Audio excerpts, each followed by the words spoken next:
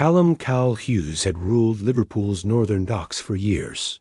But when Dritan Krasniqi and his ruthless Albanian Syndicate arrived, the city's streets erupted into a violent turf war that would leave betrayal, fire, and blood in its wake. Please subscribe and share for daily new update of gang crime story, and watch till end.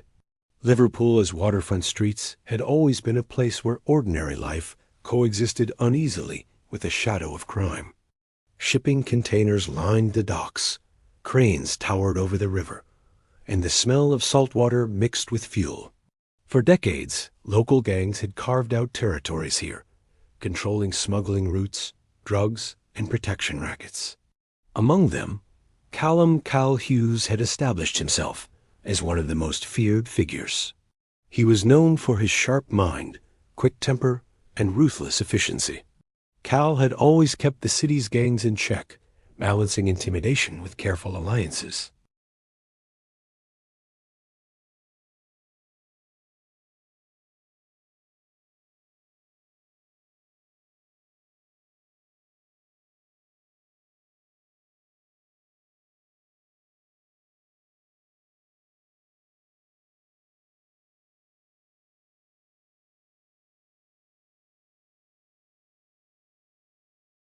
Krasniqi had earned a reputation for being ruthless yet methodical, preferring calculated attacks that left chaos in his wake.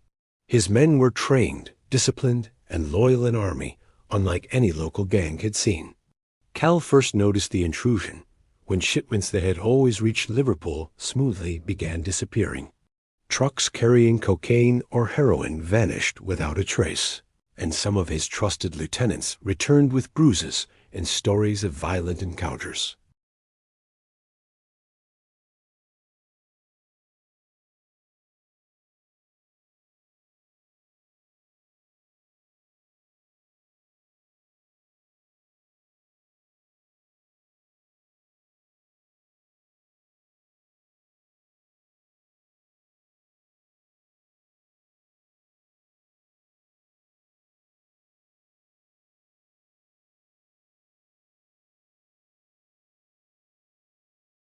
They discovered two masked men in the car, unconscious after being ambushed, along with bundles of cash and evidence of a planned drug drop. It was a warning, a show of power, and an open challenge. Cal knew that responding recklessly could escalate the situation, but ignoring it was impossible. The tension on the streets grew. Local residents noticed the strange energy, the heightened caution, and whispered about new gang members lurking in alleyways. Everyone seemed to understand that something dangerous was brewing. Cal held emergency meetings with his inner circle, mapping out strategies, assigning surveillance duties, and preparing for the possibility of open conflict. Every corner of the docks felt like a potential trap, and paranoia became a survival instinct. As the days passed, intelligence came in from various sources: informants, street-level scouts, and even rival gangs offering temporary alliances. Krasniqi was smart. He moved like a shadow, striking subtly while testing Cal's defenses. A first clash was inevitable. Both sides knew it, yet neither wanted to appear weak. Every glance, every car parked too long, and every unfamiliar face became a possible threat. The city seemed calm on the surface, but beneath it, Liverpool was a powder keg. Cal understood that once the first shots were fired, there would be no turning back. The stage was set for a turf war, one that could reshape the criminal landscape of Liverpool forever. As night fell over the Mersey, Cal stared at the water, knowing that the streets he had once controlled with confidence were now entering a new, dangerous chapter.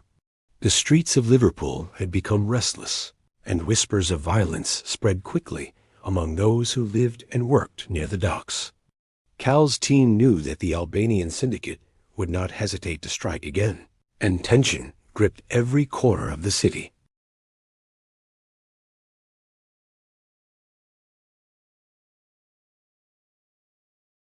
The vehicle was suspicious, out of place in the quiet night. Inside, two masked Albanians lay unconscious, tied loosely, as if left there intentionally for discovery.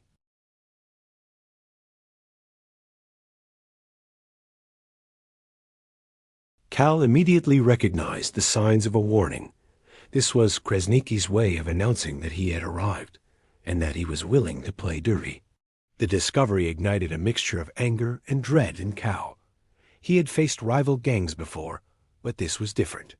Krasniqi was organized, ruthless, and seemingly unstoppable. He wasn't merely competing for territory. He wanted control over the docks, the money, and the fear that came with dominance. Cal knew he had to act cautiously, or the war could escalate beyond anyone's control.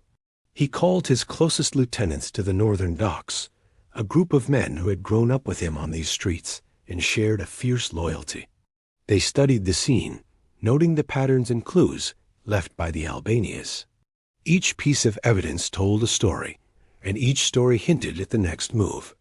While Cal and his crew planned their response, Krasniqi was already moving. Using local informants and bribing minor officials, he mapped out the movements of Cal's men. The Albanian Syndicate was precise, striking when their intelligence suggested the highest chance of success. One fateful night, gunshots shattered the quiet near a loading bay where some of Cal's younger recruits were guarding a shipment. Panic erupted. 2 of Cal's men were killed instantly, their bodies left on the cold concrete as a grim message. The city trembled under the sound of gunfire and sirens, and word of the attack spread like wildfire. Cal realized that ignoring Krasniqi's aggression was no longer an option. The streets themselves had become a battleground, with every alleyway, warehouse, and street corner potentially hiding danger. The docks, which had once symbolized livelihood and trade, now carried the heavy scent of fear. Cal held an emergency meeting at a secluded safe house, going over surveillance photos, tracking reports, and witness statements. Plans for retaliation were drafted, but he knew that any wrong move could trigger an all-out war that neither side could control. The first blood had been spilled, and the stakes were higher than ever.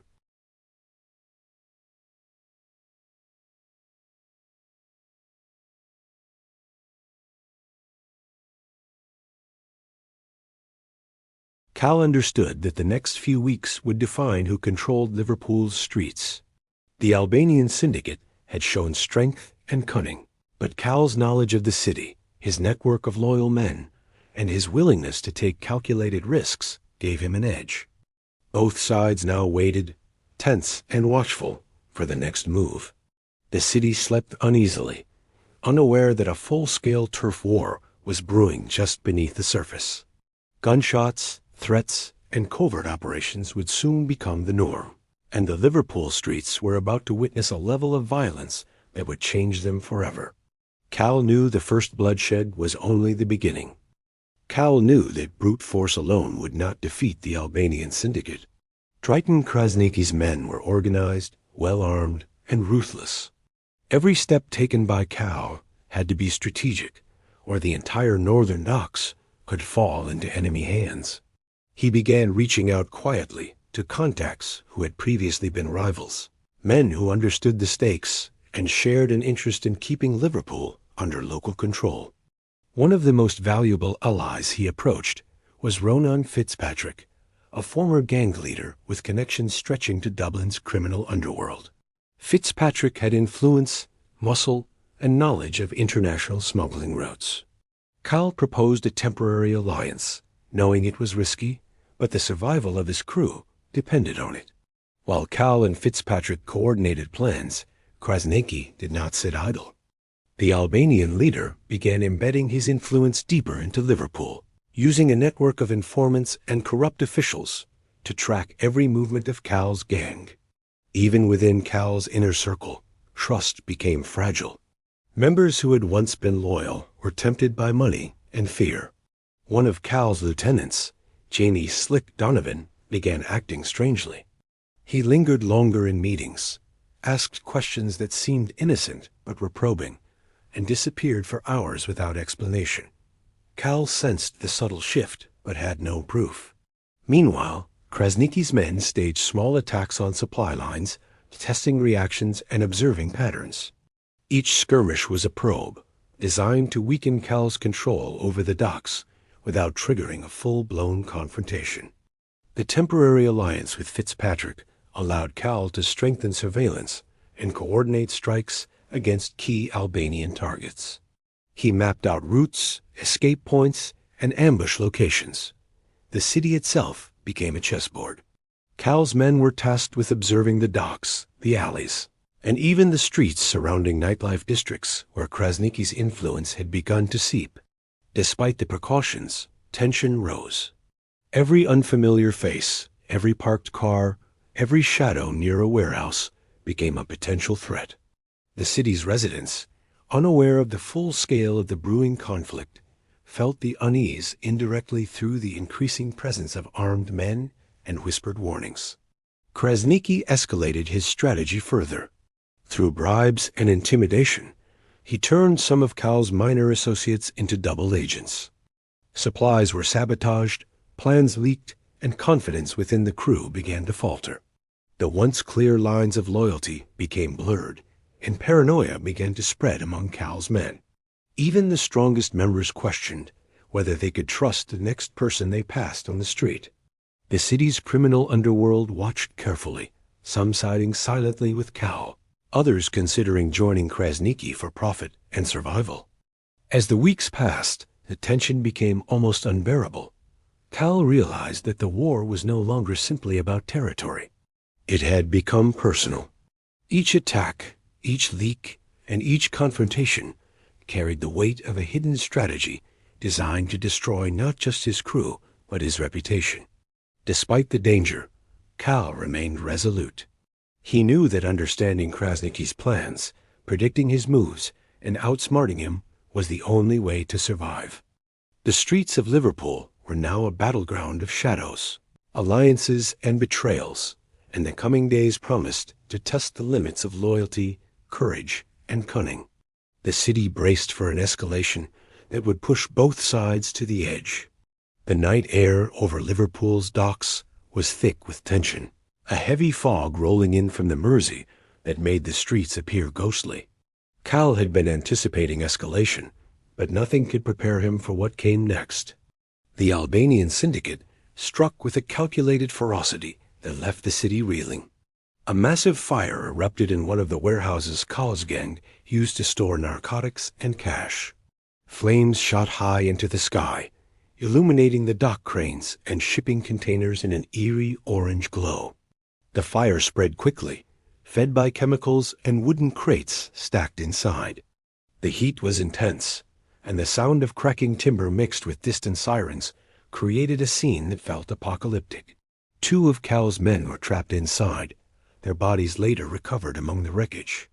Thousands of pounds worth of narcotics went up in smoke, taking years of carefully built trade with it. Cal and his lieutenants arrived moments after the fire was reported, the acrid smell of smoke stinging their eyes. They realized immediately that this was not just an attack, it was a statement. Krasniqi wanted to demonstrate power, to show that he could reach anywhere at any time, and that no one in Liverpool was safe. The streets around the docks were empty, residents having been warned to stay indoors after the first signs of trouble. Police sirens wailed in the distance, but with limited resources, law enforcement could only contain the fire rather than intervene in the growing gang conflict. Cal understood that this act had crossed a line. Retaliation was no longer optional. It was inevitable. The Albanian Syndicate's strategy was methodical. While some men focused on destroying property, others observed Cal's movements, tracking responses and noting weaknesses. It became clear that Krasniqi intended to provoke fear and confusion, weakening loyalty within Cal's ranks. The firebombing demonstrated not only violence, but precision. He had studied the layout of the warehouses, the timing of deliveries, and the patrols, striking at the perfect moment to maximize loss. In the aftermath, Cal held an emergency meeting in a hidden safehouse. He pored over maps of the docks, photographs of destroyed warehouses, and reports from surveillance teams. Every decision had to be calculated. A single misstep could lead to more deaths. He reinforced patrols, relocated shipments, and tightened security, knowing that the Albanians were still watching. Meanwhile, Krasniqi used the chaos to recruit local youths, offering them money and protection, subtly undermining Cal's influence. The city's energy changed. Ordinary residents avoided the docks at night, whispers of fires and shootings spreading fear through the neighborhoods. Streets once alive with trade and activity now carried the weight of threat. Cal's crew, despite their loyalty, felt the pressure mounting, each man aware that another strike could come without warning. The balance of power was fragile, and trust was fragile too. Cal realized that he was being forced into a dangerous game of chess. Every move he made, every deployment of men, and every counterattack had to be timed perfectly. Failure meant loss of territory, loss of life, and potentially the complete collapse of his control over Liverpool's northern docks. The firebombing had changed the game. What had started as a territorial dispute had escalated into full-scale war, one where the streets themselves seemed to pulse with danger, and the cost of miscalculation was now higher than ever. Cal had spent weeks gathering intelligence on Krasniqi's next move. The Albanian Syndicate had grown bolder, and their reach extended deeper into Liverpool than anyone had anticipated. Through a network of informants and loyal allies, Cal learned of a secret arms deal planned on the outskirts of the city. Krasniqi intended to secure high-powered weapons, including automatic rifles and explosives, to reinforce his crew for a decisive push on the northern docks. This information was vital. If the deal went through, the balance of power would shift irreversibly. Cal knew he had to act swiftly and precisely. He and Fitzpatrick carefully planned an ambush in an abandoned warehouse near the river. The location was perfect, isolated, with multiple escape routes and vantage points for his men to observe approaching vehicles. Cal assigned his most trusted lieutenants to key positions, giving each precise instructions. Even the smallest mistake could cost lives, but the potential payoff was worth the risk. The city's tension was mirrored in every nervous glance and whispered instruction as Cal's men took their positions. They were ready to capture key Albanian operatives and disrupt Krasniqi's supply of weapons. As the Albanians arrived, Cal felt a mixture of anticipation and unease. At first, it seemed straightforward: 2 vehicles, lightly armed guards. But then more cars appeared than expected. Krasniqi had brought reinforcements, hidden in the shadows, prepared to ambush anyone who challenged him. The situation erupted into chaos in seconds. Gunfire shattered the night, echoing off the warehouses and river, and smoke mingled with fog to create an almost surreal battlefield. Cal's men fired from cover, while others tried to flank the Albanian crew. Vehicles were overturned, crates were destroyed, and the sound of bullets ricocheting made it impossible to distinguish friend from enemy in the confusion. Amid the chaos, Cal located one of Krasniqi's key lieutenants, Adrian Luka. The Albanian's reputation for cruelty was well known, and capturing him alive would be invaluable. Cal and his men cornered Adrian in a narrow corridor of the warehouse. After a tense struggle, they subdued him and tied him up, extracting critical information about the Syndicate's next moves. Adrian revealed that Krasniqi planned to take full control of the Mersey docks within the week, using both violence and infiltration. Every shipment, every dock worker, and every minor gang leader would be manipulated to ensure the Albania's dominance. Though the ambush was technically a success, it came at a cost. Several of Cal's men were injured, and the scale of Krasniqi's reinforcement highlighted just how prepared the Albanians were for open conflict. The streets of Liverpool were now on edge, residents hearing the distant echoes of gunfire and speculating about the growing war. The docks, warehouses, and abandoned buildings became arenas of fear, with both sides aware that the next confrontation could be deadly for everyone involved. Cal realized that capturing Adrian had given them a temporary advantage, but it was clear that the Albanian Syndicate would not be deterred. Krasniqi had already proven himself ruthless, intelligent, and unpredictable. The Liverpool streets were now a powder keg, and both gangs were counting the days until the next inevitable clash. For Cal, every decision from this point on carried immense weight. Survival depended not only on strength and loyalty, but also on outsmarting an opponent who had no intention of showing mercy. Cal thought he had gained the upper hand after capturing Adrian Luca, but the streets of Liverpool soon proved that victory could be fleeting. Trust, once solid within his crew, began to fracture. Jamie "Slick" Donovan, the lieutenant Cal had relied on for years, had started acting strangely long before the last ambush, but now his betrayal became undeniable. Critical intelligence vanished, supply routes were mysteriously compromised, and Krasniqi's men struck with precision at locations only Slick could have revealed. Cal realized the harsh truth. One of his own had turned against him, feeding information directly to the Albanian Syndicate. The betrayal could not have come at a worse time. Within days, Krasniqi orchestrated simultaneous attacks on multiple drug houses and storage facilities across the northern docks.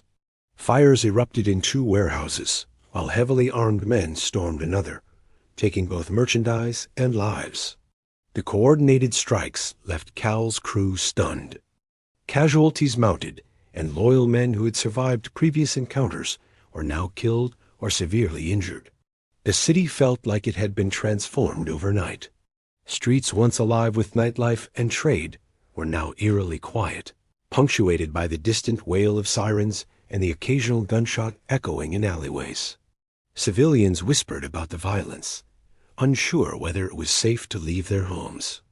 Cal convened emergency meetings in hidden safe houses, analyzing every attack, every piece of intelligence, and every pattern he could identify. The depth of Slick's betrayal was staggering. He had provided Krasniqi with not just tactical information, but also insights into Cal's strategic thinking. Ambush points, patrol schedules, shipment details all had been compromised.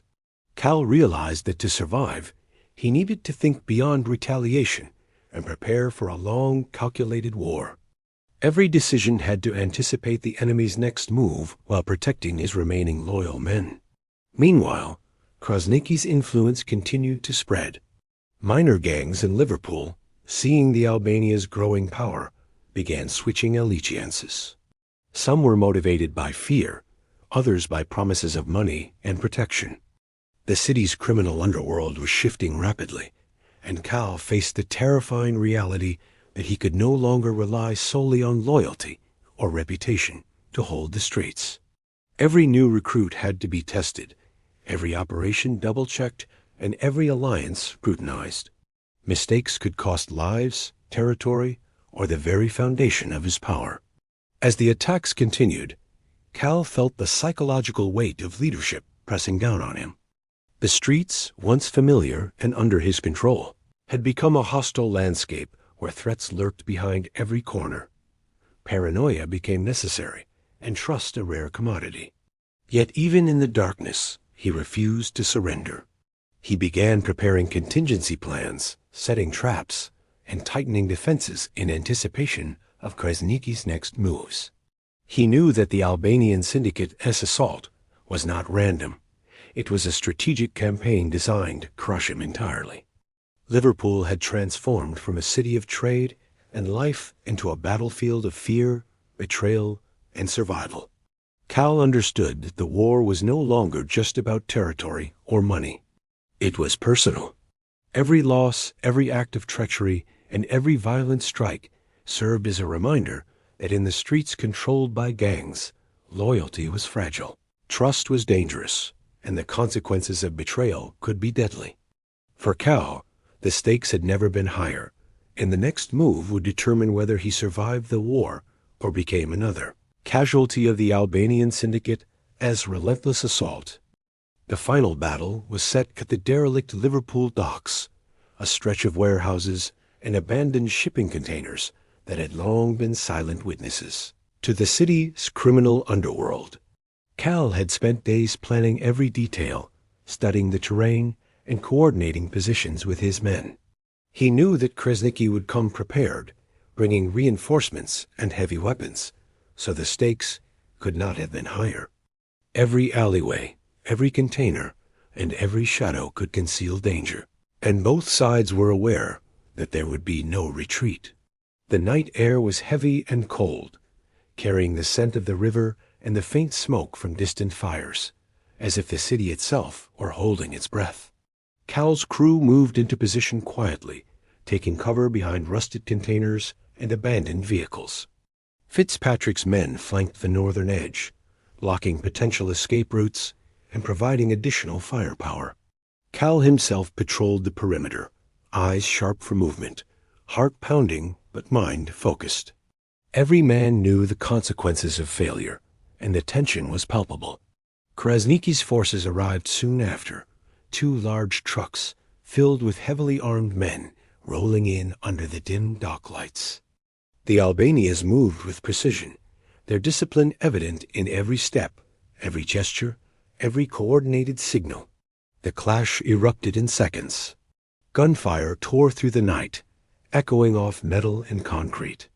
Vehicles were overturned, flames ignited, and the sound of shouting mixed with the deafening rattle of automatic weapons.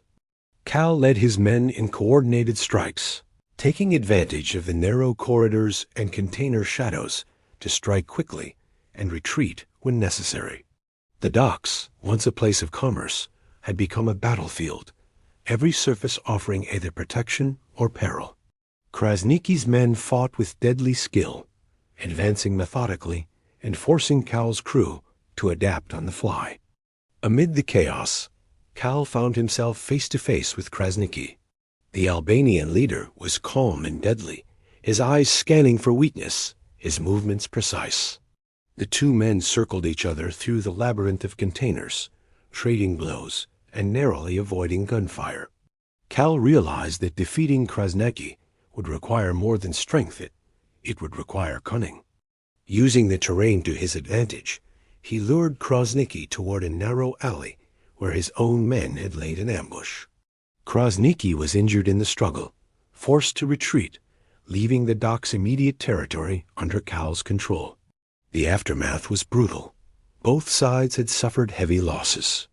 Several of Cal's loyal men lay wounded or dead, and the Albanians retreated into the night, regrouping but weakened. The docks were littered with debris, overturned vehicles, spent shell casings, and the remnants of crates destroyed in the chaos. Civilians in nearby neighborhoods had been kept away, but news of the battle spread quickly, leaving a city both shocked and fearful of further violence. For Cal, the victory was bitter. He had defended his territory and weakened the Albanian Syndicate, but at a great cost. He realized that Krasniqi had survived and would not forget the defeat, meaning that this battle, though won, was only part of a larger, ongoing war. The docks, scarred and smoking, stood as a reminder of the night's violence and the price of survival in Liverpool as criminal underworld. Loyalty, strategy, and courage had won the fight, but the war and the shadow of betrayal was far from over. The days after the final battle at the docks were eerily quiet. The city of Liverpool was recovering from the chaos, but the scars of violence were visible everywhere. Streets that had once been crowded with life and activity now felt empty, as if the very air carried the memory of gunfire and flames. Cal walked through the northern docks, surveying the damage. Burned-out warehouses, overturned vehicles, and shattered crates served as constant reminders of the battle that had taken place. He could feel the weight of every loss, the men who had died, the friends who had been wounded, and the family of his crew who now lived in fear. Victory had come, but it was far from sweet. The Albanian Syndicate had been weakened, their immediate hold on Liverpool broken, but Krasniqi had survived.